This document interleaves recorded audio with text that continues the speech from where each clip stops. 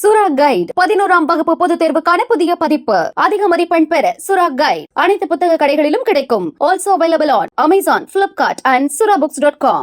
Wow! Onion dosa. My choice is always onion dosa. Vegetable dosa. It's my choice. Podi dosa. My choice is podi dosa. Wow! Masala dosa. It's always my choice. Dosa வகைகளில் ஒவ்வொருவருக்கும் ஒவ்வொரு choice இருக்கலாம். ஆனால் எல்லா வகை தோசைகளுக்கும் ஒரே choice இதயம். உத்தரப்பிரதேசத்தின் ஹத்ராஸ் மாவட்டம் சிக்கந்தரராவ் தாலுகாவின் முகல்கடி கிராமத்தில் செவ்வாயன்று நடந்த ஆன்மீக சொற்பொழிவு கூட்டத்தில் கடும் நெரிசல் ஏற்பட்டது.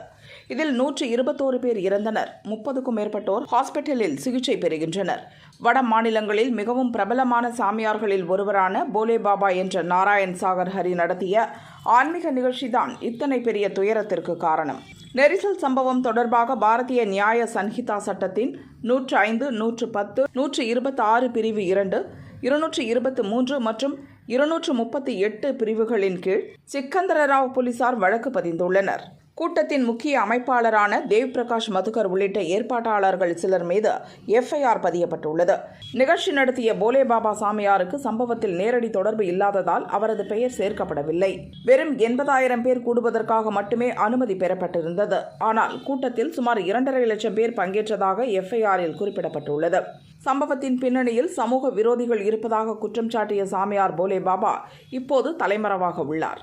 மைன்புரி மாவட்டம் பிச்வா கிராமத்தில் உள்ள அவரது ஆசிரமத்திற்கு வெளியே போலீசார் குவிக்கப்பட்டுள்ளனர். இந்த சம்பவத்திற்கு பின் போலே பாபா சாமியார் பற்றி பல விஷயங்கள் வெளிவரும் நிலையில் அவர் வசிக்கும் ஆடம்பர ஆசிரமம் பற்றிய தகவல் வெளியாகி பரபரப்பை ஏற்படுத்தியுள்ளது. கோடிக்கணக்கான ரூபாய் மதிப்பிலான மிகவும் ஆடம்பரமான இந்த மாளிகை பிரவாஸ் ஆசிரமம் என்று அழைக்கப்படுகிறது. 13 ஏக்கரில் பறந்து விரிந்துள்ள இந்த ஆடம்பர மாளிகையில் 5 ஸ்டார் ஹோட்டலில் உள்ள சகல வசதிகளும் இருக்கிறதாம். சாமியார் போலே பாபாவின் சொகுசு கார்களை நிறுத்துவதற்கென்றே தனியாக பெரிய பார்க்கிங் ஏரியாவும் உள்ளதாம். இந்த ஆசிரமத்திற்கான நிலத்தை மைன்புரியைச் சேர்ந்த வினோத் பாபு என்பவர் நன்கொடையாக வழங்கியதாகவும் தெரியவந்துள்ளது.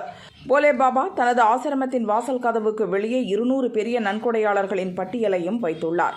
அதில் முதலில் இடம்பெற்றிருப்பவர் தான் வினோத் பாபு. அவரை தொடர்ந்து 2.5 லட்சத்திலிருந்து 25,000 ரூபாய் வரை நன்கொடை வழங்கிய 199 பேரின் பெயர்களும் இடம்பெற்றுள்ளன. இது மட்டுமின்றி ஷாஜஹான்பூர், ஆக்ரா போன்ற உத்தரப்பிரதேசத்தின் பிற பகுதிகளில் சாமியாருக்கு பல கோடி மதிப்பில் சொத்துக்கள் இருப்பதும் வெளிச்சத்திற்கு வந்துள்ளது. அவர் மத கூட்டங்கள் நடத்தும் ஆசிரமத்திற்கு வெளியே உள்ள பெரிய நிலம் ஏழை கிராம மக்களிடமிருந்து போலே பாபாவால் வாடகைக்கு எடுக்கப்பட்டதாகவும் கூறப்படுகிறது.